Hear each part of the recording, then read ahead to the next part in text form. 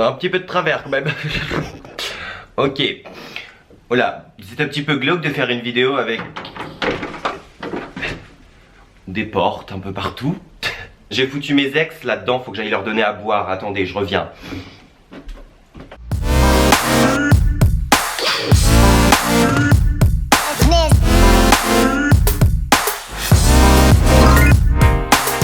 Yo tout le monde, c'est Lucas, j'espère que vous allez bien. Je vous retrouve aujourd'hui pour une nouvelle vidéo et je dois bien vous avouer que je suis tellement content. Oh là là, non, je vous jure, je suis trop content. Genre, ça fait un mois que j'ai pas fait de vidéo et j'étais à deux doigts de faire un vlog. Pour vous dire. Mais bon, ma vie est tellement inintéressante que ça aurait été un documentaire, quoi, pas un vlog. Donc, j'ai abandonné l'idée. Riff à la place des doigts, mais c'est juste qu'en fait je me ronge tellement les ongles que ça commence à faire peur en fait. Quand on voit mes mains, on se dit putain il a la dalle quoi.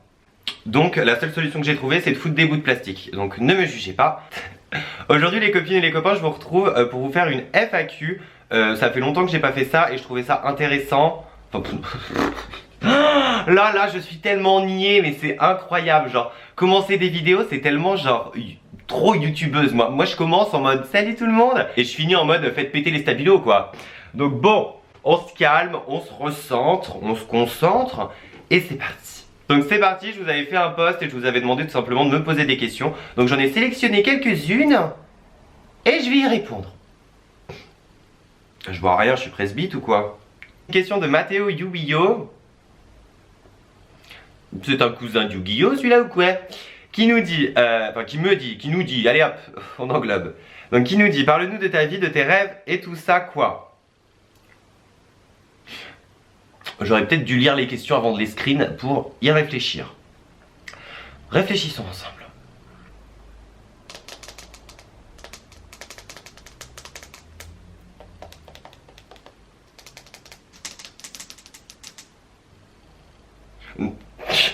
Non Lucas, ça ne fait pas de bruit.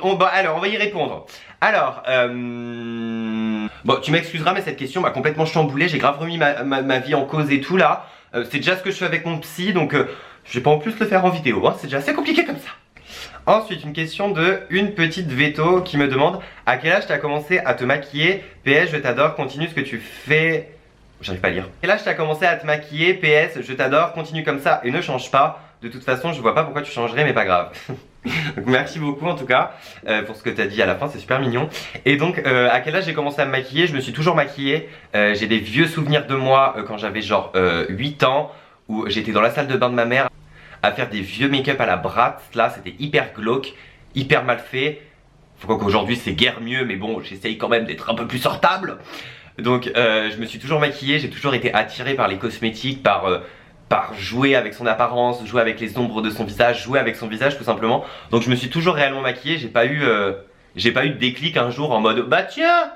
J'ai toujours kiffé les produits cosmétiques, le maquillage etc. Donc je me suis toujours maquillée en fait.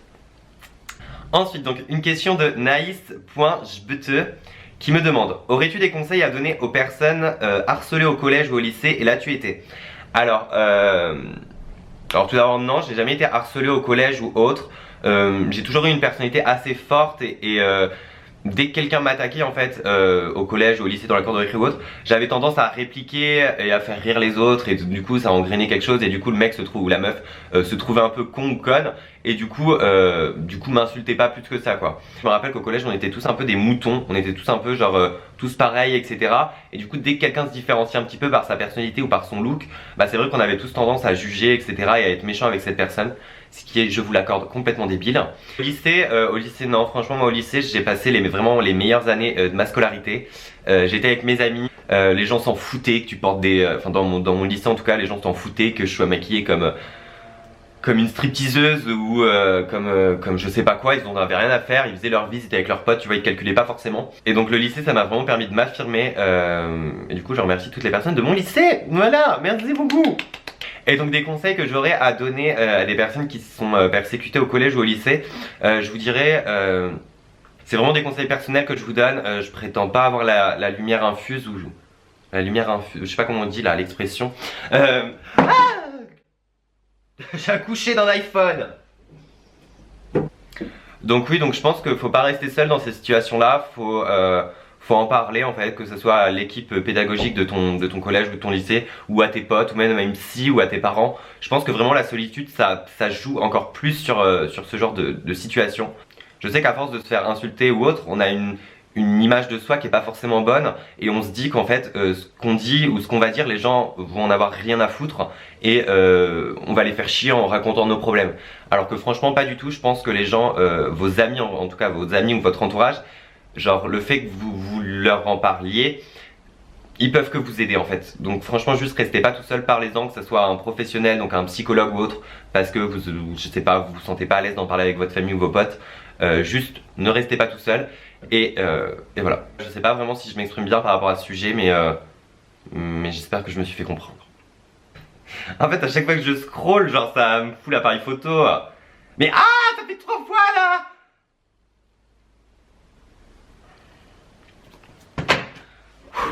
Je vais le chercher, je me calme.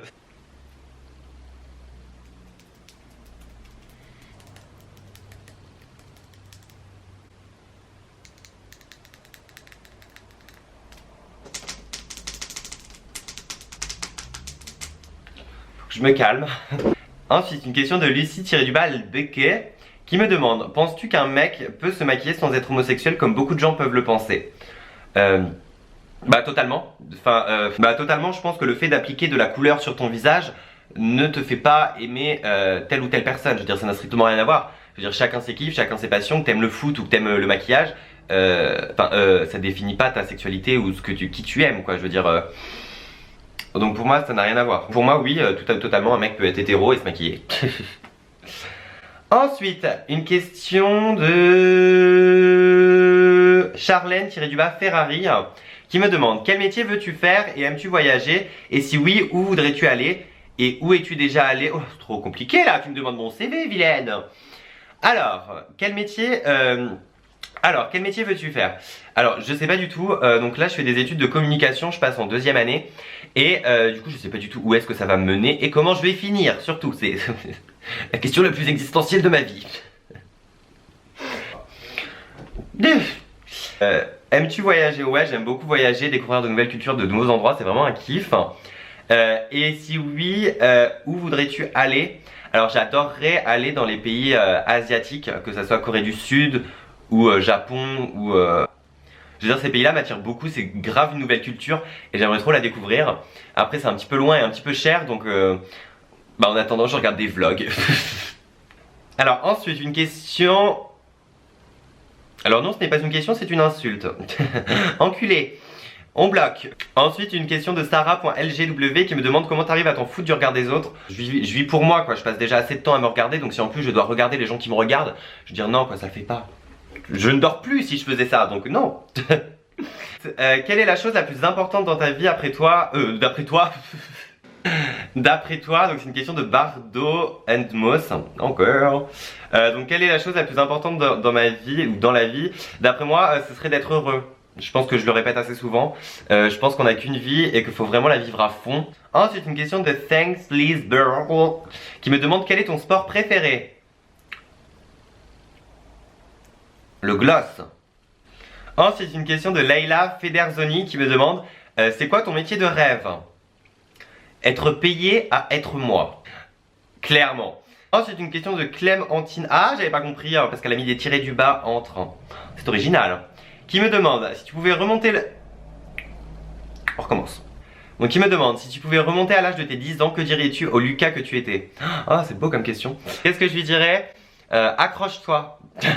Tu vas en baver, tu vas tomber, mais tu vas toujours te relever. T'inquiète pas chérie, tu réussiras à briller. Ensuite une question de Lucas.66.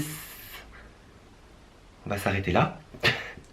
Qui me demande: comment réagir face à des personnes qui insinuent que l'homosexualité est contre nature et interdit dans la religion et que Dieu n'a jamais voulu ça.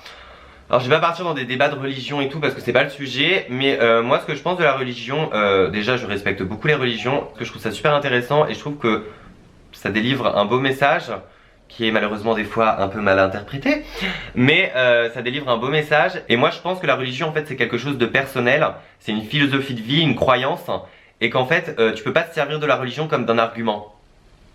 En mode, tu es gay, mais pourtant Jésus a créé Adam et Ève. Non. Non. Donc ensuite une question de Adèle RX qui me demande les commentaires négatifs ou positifs te touchent-ils? Aussi oh là c'est compliqué. Aussi pourrais-tu faire une vidéo où tu donnes des conseils pour s'assumer? Tu es vraiment une réelle inspiration. Tu donnes confiance à beaucoup de personnes. Tu aides les gens à s'assumer chaque jour. Anyway, comme tu dis, continue ce que tu fais déjà. Alors merci beaucoup tout d'abord. Et les commentaires négatifs ou positifs te touchent-ils? Bien sûr que ça me touche, que ça soit négatif ou positif, ça me touche forcément. Bon, je dois bien vous avouer que je porte quand même beaucoup plus d'intérêt aux commentaires positifs qu'aux commentaires négatifs. Après, un commentaire négatif peut être constructif, donc ça dépend. Mais oui, bien sûr que j'y porte de l'attention. Question de Samantha66 qui me demande tu fais les Gay Pride et tu penses quoi du fait justement qu'il y ait une journée spéciale pour ça, alors que ça se veut pas différent justement? Tu trouves pas que la journée rend les LGBT à part? Sinon, gros bisous. Je pense que la Gay Pride est forcément utile parce que ma chérie, à partir du moment où tu sors dans la rue en tenant la main de ton petit copain ou de ta petite copine et qu'il y ait des risques que tu te fasses insulter, cracher dessus, voire pire, bah bien sûr que c'est utile. C'est important que les LGBT se fassent entendre. J'ai l'impression d'être sur le char là. Et justement je trouve ça important parce que la Gay Pride aussi je trouve elle représente les personnes LGBTQ+ là qui se sont battues justement pour qu'on ait des droits etc. Donc je trouve ça important de les saluer en plus durant cette journée. Donc oui, je trouve que la Gay Pride est utile. Donc voilà les copines et les copains, je crois que j'ai fait le tour des questions que vous m'avez posées. Je voulais vous remercier parce que vous m'avez vraiment posé des questions variées, originales. Et du coup je voulais vous remercier parce que ça m'a fait plaisir de tourner cette vidéo et d'y répondre. Donc voilà, donc merci beaucoup à vous, merci d'être vous. Soyez heureux, soyez vous-même. Faites des vidéos et des photos près des portes et tout, c'est super. Donc je voulais aussi vous souhaiter bonne chance pour toutes les personnes qui vont passer des examens là dans quelques jours. Je croise les doigts, enfin les griffes, hein. Et je vous fais de gros bisous. Bonne chance, je vous envoie plein d'ondes positives. Cœur, cœur mes sœurs et ramenez-moi